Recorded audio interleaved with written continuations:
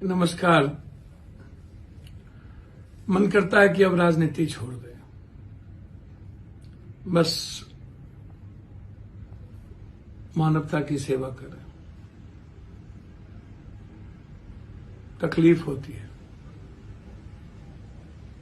कि इस कंट्री में जनता भी भ्रष्टाचारियों को, बेईमानों को, लुटेरों को, बलात्कारियों को चाहती है। जिसके पास जितनी बड़ी दौलत, जिसके पास जितना बड़ा 47-56, जितने बड़ी संख्या में बलात्कार करने की तजुर्बे, मां और बेटियों और लड़कियों का शोषण करने की पूरी ताकत, चाहे वो बाबा हो या पॉलिटिशियन, पदाधिकारी हो या कोई व्यक्ति, वही लोग इस देश को चलाते हैं। क्या आपको नहीं लगता है सर्वोच्च न्यायालय, हाईकोर्ट, जिस बाबा राम रहीम जैसे, जिस बाबा राम रहीम, इतने बड़े गंदे आदमी, चरित्रहीन आदमी, जिस पर ना जाने कितने अरबों खरबों और कितनी साथ बलात्कार करने के आरोप हो, बेचने के आरोप, ये बीजेपी वाले या कुछ ऐसे दल कौन सा कुकर्म और पाप नहीं करते? क्या इतना हमारा लोकतंत्र कमजोर हो गया है? संविधान हमारा कमजोर हो गया है?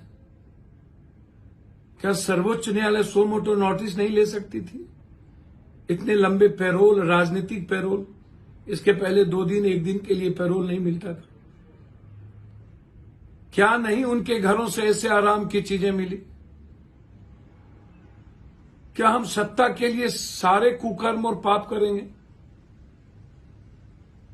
क्या हम डर जाएंगे इंसानियत को बचाने के लिए?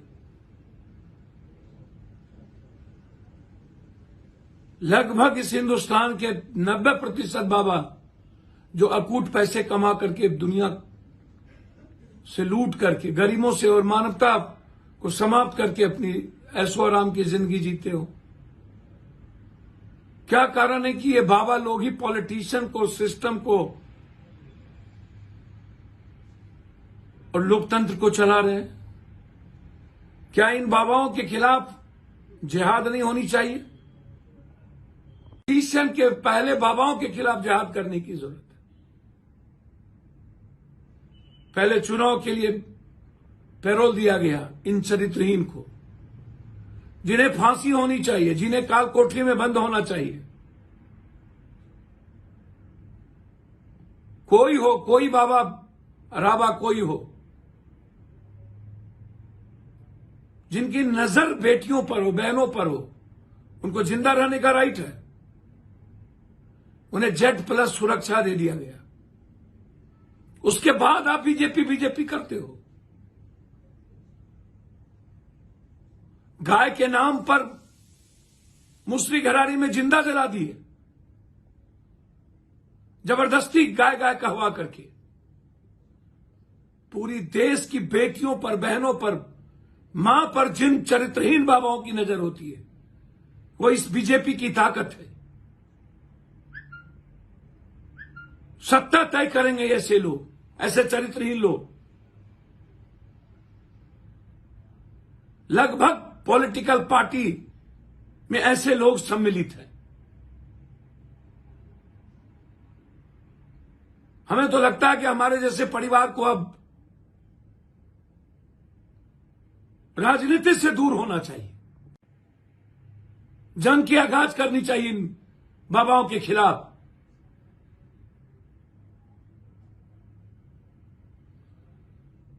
समाज से आवाज उठनी चाहिए इन चरित्रहीन नरभक्षी के खिलाफ। ये राम रहीम नरभक्षी है, नरभक्षी। समाज में आजादी से रहने के अधिकार इन्हें नहीं मिलना चाहिए। सर्वोच्च न्यायालय अविलंब सो मोटो नोटिस ले। आसाराम को 1 दिन पैरोल नहीं मिली, और लोगों को तो फिर ये राम रहीम को कैसे? जबकि आसाराम से भी ज्यादा खतरनाक और चरित्रहीन राम रहीम है। अकूट पाप के शेयरदार और हिस्सेदार है। सिर्फ पंजाब और हरियाणा के वोट के लिए सारे कुकर्म करते हैं। हमें लड़ना होगा। है हिम्मत तो तैयारी करे ये राम रहीम। मैं लड़ने को तैयार हूं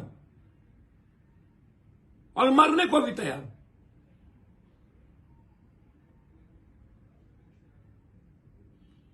गांधी को मारने वाले गोडसे का चरित्र और आज भी कई गोडसे को यह पालकर इस देश की संविधान और लोकतंत्र को खत्म करना चाहते हैं। मैं नीतीश जी से आग्रह करूंगा कि मुस्लिम घरारी के मामले को आप गंभीरता से लें। क्या सब कुछ समाप्त हो गया? फिनिश हो गया कानून?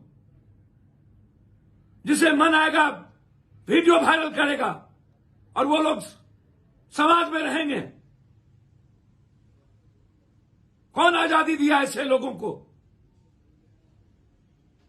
कानून के रहते, संविधान और सरकार को रहते कि हम फैसला करें।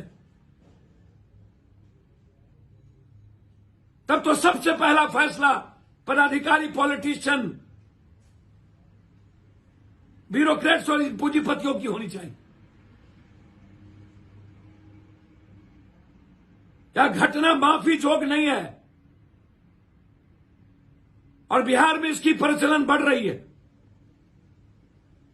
हम समाज के प्रबुद्ध लोगों को इसके खिलाफ खड़े होने की जरूरत है। हम आएंगे। हमसे क्यों नहीं लड़ते हो? आदमी को मारने वाले, आदमी को गिद्ध के तरह लूटने वाले, इस देश की संस्कृति और लोकतंत्र और संविधान को समाप्त करने वाले, बेटियों और मां बहनों का सौदा करने वाले, वो जानवर के नाम पर इंसानियत के लिए खतरा बन चुका है। कानून के द्वारा ऐसे लोगों को बहुत दुखद घटना हमें झकझोर दिया है। इस राम रहीम जैसे नरभक्षी को Z+ देने से मन नहीं करता कोई शासन प्रशासन की सुरक्षा लेके चला जाए। और ये मॉब लिंचिंग जो घटना घटी है मुस्लिम घरारी, हम आएंगे कल और देखेंगे इन मॉब लिंचिंग करने वाले को कितनी औकात और ताकत है।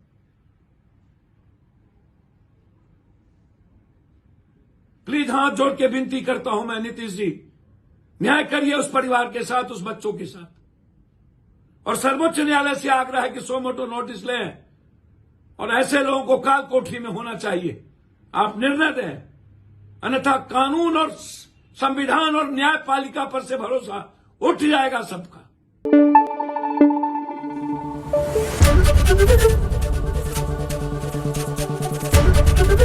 ABP न्यूज आपको रखे आगे।